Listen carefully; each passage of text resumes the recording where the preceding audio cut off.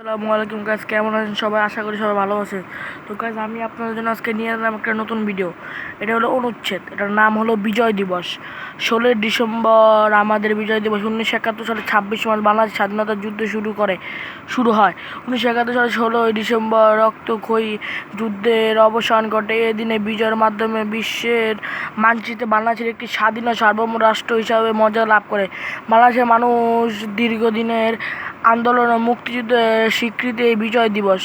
জাতীয় এই বিজয়কে ধরে রাখতে হলে সবাইকে প্রতিজ্ঞাবদ্ধ হতে হবে। দেশকে উন্নয়নের পথে এগিয়ে নেওয়ার জন্য একত্রে কাজ করতে হবে।